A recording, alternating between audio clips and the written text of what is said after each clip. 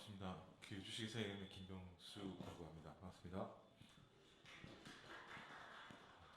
제가 처음이라 지금 바로 시작하면 될까요? 네. 네, 알겠습니다. 저 좀 뭐 처음이라서 집중은 잘 될 것 같은데 뭐 다행이라 생각하고 네 말씀드리도록 하겠습니다. 네, 아직 시작 안 했는데 시간이 벌써 가버렸습니다. 저희는 스마트한 주거생활 플랫폼을 제공하고 있는 서비스 회사고요. 그 채들이란 브랜드로 서비스 브랜드를 런칭을 해서 현재 지금 아파트 시장을 공략해 나가고 있습니다. 저희 팀은 지금 이전에 제가 아파트너라는 앱을 창업을 해서 거기에서 나왔었던 데이터를 바탕으로 해서 하자와 관련된 문제는 키워드들이 상당히 이제 높게 돼서 그 부분을 좀 집중 타게 돼서 아파트 시장에 대한 이해는 저희 팀이 누구보다도 잘 알고 있다고 판단을 하고 그 부분을 강점으로 해서 지금 현재 시장을 공략해 나가고 있습니다. 저희가 지금 그 주요 타겟으로 보고 있는 것은 시장을 진입하기 위한 신축 시장, 그러니까 가장 아파트 시장 중에서 핫한 부분을 공략해 가고 있는데 그 중에서 이제 하자라는 키워드를 우선 잡아서 저희 가고 있습니다.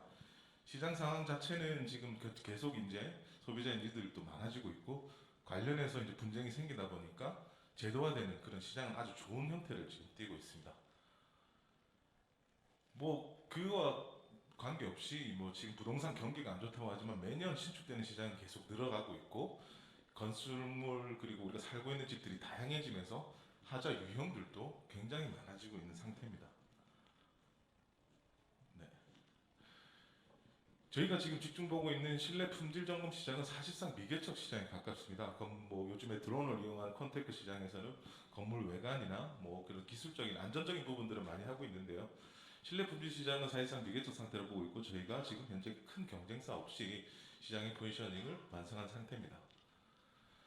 하자 접수에 관련되어 있는 툴을 저희가 제공을 하고 있는데요. 그 비단 그냥 고객들만의 문제들이 있는 게 아니고 건설사도 협력업체도 그리고 입주민 고객들도 나름 이유를 가지고 있습니다. 저희가 진입한 시장을 보다 보니까 건설사 자체도 아직까지 낡은 방식으로 일하고 있고 종이나 엑셀 텍스트를 이용해서 여전히 이제 하자 보수가 늦어질 수밖에 없는 그런 프로세스를 갖추고 있더라고요. 네. 더군다나 뭐 저희 군 아시다시피 구조상 건설은 이제 하청이라고 하는 구조를 가지게 됩니다. 실제 하자 보수는 하청이라고 하는 협력업체들을 통해서 이루어지게 되는데 이 협력업체들이 실제 종이나 뭐 엑셀 그런 것들 전달받아서 이제 거기 나름의 이제 소요를 가지고 계속 이제 하자 처리에 대한 부분에 문제점으로 발생되고 있고 나머지 그 외국인 노동자들도 최근에 많아지면서 소통에 대한 비용 자체가 늘어지는 상태입니다. 그 입주민들조차도 지금 보게 되면 조금 점검 대행업체라고 하는 것들이 너무 많이 늘어서 평당 뭐 만 원에서 많게는 5만 원까지 이런 비용을 수반해 가고 있고요. 이런 부분들을 저희가 그 자꾸 되다 보니까 사회적인 비용들도 많아지고 있는 상태가 되겠습니다. 그래서 저희는 체들이라는 브랜드를 가지고 각 이해관계자들에게 필요한 내용들의 서비스를 제공을 하면서 아파트 주거생활 플랫폼을 위한 교두보를 마련해 나가고 있는 건데요. 보신 것처럼 착공에서부터 자체적인 품질 점검, 사전 점검 그리고 입주 이후의 서비스까지 저희가 이제 단계별로 각각 어디든지 들어갈 수 있는 서비스를 제공을 해서 시장을 확대해 나가고 있는 상태입니다. 저희 서비스 자체는 단순합니다. 모바일이나 각종 편리한 디바이스로 등록을 하고 건설사나 협력업체들이 관리자들이 PC나 뭐 필요한 활용한 디바이스를 활용해서 저희가 뭐 다시 모바일로 피드백 받아서 사용자에게 영향을 주는 그런 형태가 되어가고 있고요. 저희는 지금 팁스 프로그램을 선정이 돼서 AI를 이용해서 학습되어 있는 사진 데이터를 토대로 해서 하자를 판독할 수 있도록 해서 이후에는 AR 기술을 활용해서 하자를 자동으로 추천해주는 그런 것들의 기술 고도화를 위해서 시장 선점 우위를 지켜나갈 생각입니다. 그렇게 해서 나중에는 이제 학습된 데이터를 토대서 입주민에게 피드백하는 것까지 이런 프로세스를 저희는 갖출 수 있을 거라고 판단하고 있습니다. 지금 현재는 저희가 B2B 시장에 집중하고 있는데 보시는 것처럼 뭐 건설 시장은 많이 큽니다. 그 중에서 10%인 품질 점검 시장만 하더라도 아주 작은 규모가 아니고 글로벌로는 저희가 이제 최근 한국 건설사들이 많이 진출하고 있는 베트남이나 인도네시아 시장을 공략해서 그 프로그램을 확대해 나갈 생각을 가지고 있습니다. 이건 좀 넘기겠습니다. 근데 저희는 이제 후반에 POC 현장을 통해서 테스트를 완료해서 시장에 지금 현재는 포지션이 되었다라고 판단을 하고 있고요.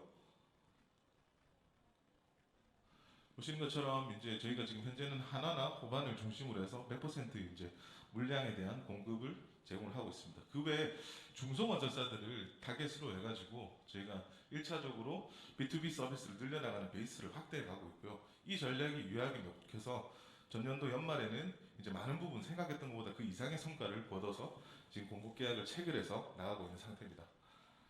이후에는 서비스 유동성을 좀 높여서 B2B 서비스가 자연스럽게 B2C 서비스로 넘어갈 수 있게끔 서비스 단계를 저희가 좀 분리해서 준비를 해 나가고 있고요.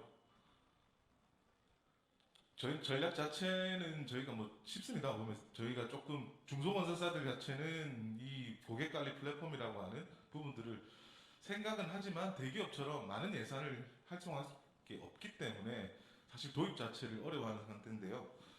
보시는 것처럼 이제 가격 경쟁력을 바탕으로 해서 중소건설사를 우선 공략을 합니다. 저희 플랫폼 서비스의 특징은 고객 획득 비용이 없이 하자 보수다 보니까 반드시 써야 되는 서비스거든요. 그럼 자연스럽게 세대 대비해서 약 3배 정도의 유저들이 획득이 되고 나고 이 자동으로 확보된 그 유저들을 토대로 해서 락인 컨텐츠들을 만들어 나가면서 BM들을 확대해 나가는 그런 간단한 전략을 쓰고 있는 상태입니다. 발표 30초 남았습니다. 네.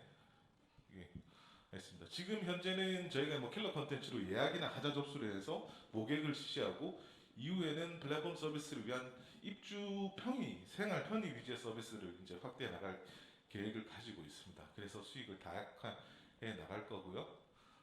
뭐 나중에는 이제 뭐 이런 것들이 확대되면 주거 생활의 터널로서 어떤 서비스들이 연결할 수 있는 각 아파트마다 호텔 프런트를 만들어 나갈 생각도 가지고 있습니다.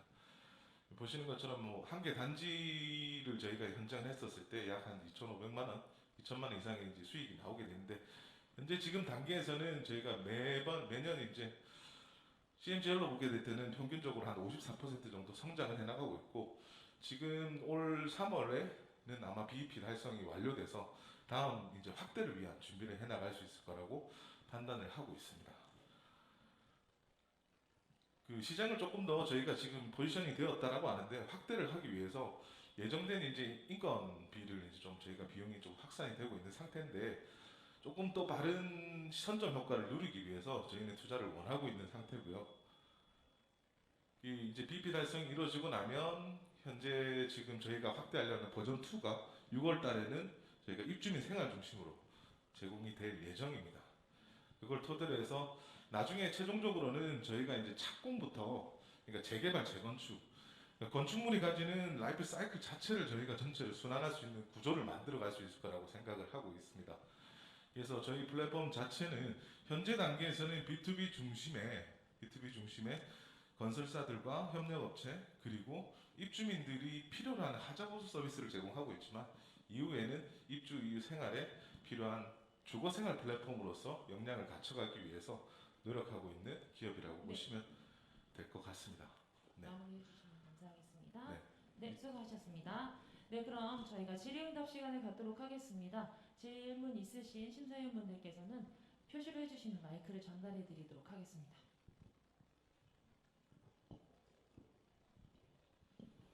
네, 대표님 발표 잘 들었습니다. 네, 한 3가지 정도 좀 질문을 드리고자 하는데요. 일단 오늘 IR 하면서 이제 수익 모델 관련된 부분들은 좀 아직 표현이 안 된 것 같아가지고 그 부분에 대한 게 좀 궁금하고요. 두 번째는 지금 이제 초기에 이제 시장을 진입하다 보니까 퍼스트 모버로서 현재 갈 수 있다라는 말씀을 주신 것 같은데 그러면은 이 지금 현재 앞으로 성장을 하게 됐었을 때 그러면 이제 다른 이제 경쟁 기업들이 이제 진입을 할 텐데 우리가 그것에 대비해서 경쟁력과 어떤 핵심 역량을 보유하고 있는 것들이 어떤 것들이 있는지에 대한 것들이 두 번째 질문이고 세 번째 질문은 사실 그 대형 건설사의 시공사들은 아무래도 하자 보수에 대한 부분들이 굉장히 민감할 것 같습니다. 그래서 처음부터 건설을 했었을 때 좀 더 퀄리티가 높고 품질 관리에 신경을 많이 쓸 것 같은데 보통 이제 그런 그 PF라든지 이제 계약을 맺었었을 때 대형 건설사들이 많이 이제 마켓시어를 갖고 있을 거고 네, 네. 근데 이제 우리의 그 진입은 이제 중소형 건설사로 간다고 하면은 시장 규모가 그렇게 크지는 않을 것 같다는 또 생각도 들거든요. 네. 그 부분에 대한 부분도 좀 답변 부탁드리겠습니다. 네. 이게 PPT가 지금 저쪽에 시간에 잡혀가지고 수익 모델은 저희가 이제 일단 첫 번째부터 답변을 드리도록 하겠습니다. 현재는 저희가 이제 솔루션 비용을 해서 클라이언트인 건설사나 시행사가 저희에게 세대당 비용을 좀 지금 하고 있는 상태인데 나중에 저희가 이제 주거생활 플랫폼으로 가겠다라는 것들도 이게 조금 보시게 되면 이제 시간이 없어가지고 금방 넘겨버렸는데 아이고. 네. 현재는 이제 솔루션 비용을 바탕으로 해서 이후에는 저희가 단순히 지금 신규 시장에 대한 건설 솔루션만을 제공하겠다는 게 아니고 이 입주 이후에 일어나는 아파트 앱에 관련돼 있는 생활들, 주거 생활에 관련된 타겟팅된 마케팅 그리고 이주 이후에는 그 입주민들의 수수료를 베이스로 한 이제 컨시어지 서비스들을 저희가 입점시키겠다라는 거거든요. 다만 입주민들을 플랫폼 서비스를 하기 위해서는 모으는 것들이 힘이 드는데 거기에서 이제 건설에서 필요한 쓸 수밖에 없는 서비스 하자보수를 메인 타겟으로 해서 모으겠다라는 그런 의미로 조금 봐주시면 좋을 것 같고 두 번째는 중소 건설사들의 모수가 작다라고 하는 것들은 매년 저희가 보면 신규 신축 시장이 뭐 한 40만 호 정도가 나오게 됩니다.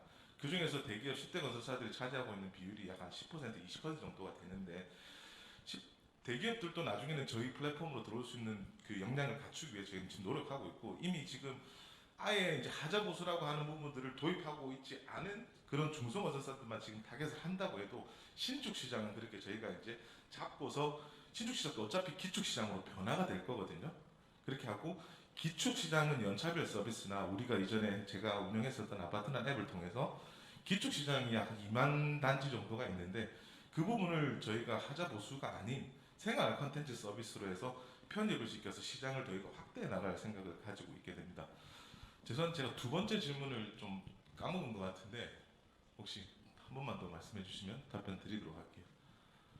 그 퍼스트 무어로서 이제 초기 시장 진입을 해서 아직은 경쟁 기업들이 없다. 우리 네네. 비즈니스 모델 관련된 부분. 네. 향후에 이제 시장 성장이 이제 이루어지게 된다면 규모가 커지게 된다면은 네. 후발주자들이 기업이 네. 들어왔었을 때 우리 예. 그 진입 장벽을 강화시킬 수 있는 핵심 경쟁력. 네네. 저희가 일단은 핵심적으로 뭐 기술 고도화에 관련된 것들은 뭐 기술적인 우위를 확보하겠다라는 걸뭐 별개로 해서 그 부분을 베이스로 놓고 하자 보수가 지금 각각의 이제 그 10대 건설을 포함해서 나머지 그 건설사들이 ERP라고 하는 서비스를 통해서 이제 제공을 하기 위해서 모바일화나 그런 것들 노력을 하고 있게 되는데 아파트 홈페이지와 마찬가지로 하자 보수라고 하는 것들도 건설사 시스템과 입주민이 연결이 되어 있지 않으면 사실상 이제 그 실제 사용이 어려운 단계거든요. 근데 입주민들끼리만 쓸 수도 없고 건설사가 포함되지 않으면 실제 하자 보수가 이루어지지 않는 구조. 이 선점 효과들은 한번 저희 서비스를 도입하고 나면 입주민들과 연결 접점들과 데이터들이 쌓이기 때문에 쉽게 아파트 홈페이지처럼 바꿀 수 없는 구조를 가지고 있기 때문에 그 부분에 대한 시장 선점 효과가 가장 클 거라고 저희는 생각을 해서 현재 단계에서 조금 더 선점 효과를 누리기 위한 확대를 저희가 희망하고 있는 거라고 봐주시면 좋을 것 같습니다. 추가 질문 있으신 심사위원 계십니까? 네. 네, 대표님 사소한 질문인데요. 그 대표님과 팀원분들이 아파트너라는 그 서비스를 그 이력 있으신 것 같던데. 아파트나 서비스를 그러니까 연계된 이력이 있으신 것 같던데.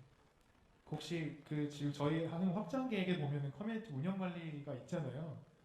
그게 사실 어떤 그 백그라운드 스토리 때문에 저렇게 유사한 서비스를 확장하려 하시는 건가요? 네네네.